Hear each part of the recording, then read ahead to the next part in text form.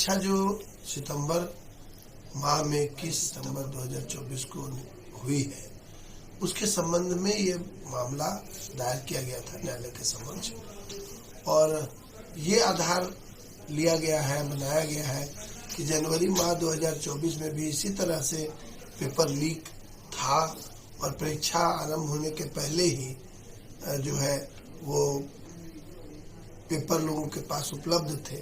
तो लगभग उसी प्रकार का मामला इस बार भी है।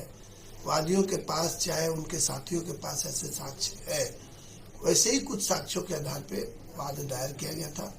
मूलतः ये कहा गया है वाद में कि भाई छात्रों के द्वारा प्राथमिकी दर्ज कराई गई साक्ष्यों के साथ, सीनियर एसपी को लिखा गया, डिप्टी कमिश्नर को लिखा गया, जो कॉम्पिटेंट अथॉरिटी है 2023 की जो एक्ट है उसके तहत, लेकिन जो है वो गहन जांच नहीं कराई गई है।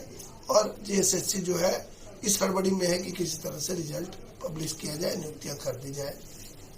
तो जब भी ऐसा वाद आता है न्यायालय के समक्ष, तो न्यायालय जरूर गंभीरता दिखाती है, और उसी गंभीरता को ध्यान में रखते हुए, क्योंकि बहुत सारे छात्र जो है वो परेशानी में है, सड़कों पर है, लेकिन न्यायालय तो इन सभी चीजों से प्रभावित नहीं होती है। न्यायालय तो तभी मामले को देखती है जब उनके सामने साक्ष्य होते हैं।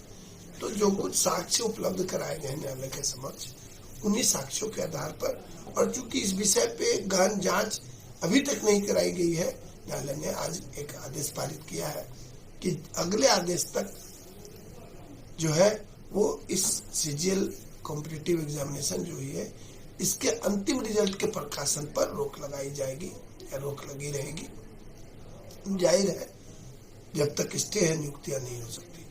सवाल ये उठता है सर कि अंतिम रिजल्ट पे रोक लगाई गई, लेकिन जो टेंटेटिव रिजल्ट के आधार पर जो डॉक्यूमेंट वेरिफिकेशन का कार्य जेएसएससी के द्वारा किया जा रहा है, और इसको लेकर कल विरोध भी हो रहा था और छात्रों पर लाठीचार्ज, तो वो जारी रहेगा या? देखिए, बात क्या है कि टेंटेटिव रिजल्ट जो निकाला जाता है या डॉक्यूमेंट वेरिफिकेशन की जाती है, यही तो प्रक्रिया अंतिम रिजल्ट तक पहुंचती है।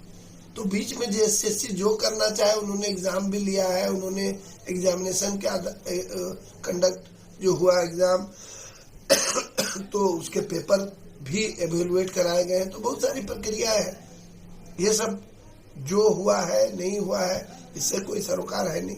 न्यायालय ने कहा है कि अंतिम रिजल्ट जो है इस एग्जाम का वो नहीं निकाला जाएगा। सरकार के द्वारा क्या कुछ पक्ष रखा गया था? सरकार जाहिर है अपना पक्ष रखती है, बट सरकार न्यायालय को ये संतुष्ट नहीं कर पाई सरकार की ओर से कि इस विषय में कानून सम्मत तरीके से कोई जांच हुई है। इस विषय पे राज्य सरकार का पक्ष जो है वो अधूरा था या असकारात्मक था। न्यायालय ये जानना चाहती थी कि वास्तव में इस मामले की किस प्रकार से जांच कराई गई है, और साक्ष्य जो भी उपलब्ध कराए गए हैं उसके ऊपर में अंतिम जो है टेक्निकल रिपोर्ट क्या है। तो राज्य सरकार की ओर से जो भी पक्ष रख रहे थे, उन्होंने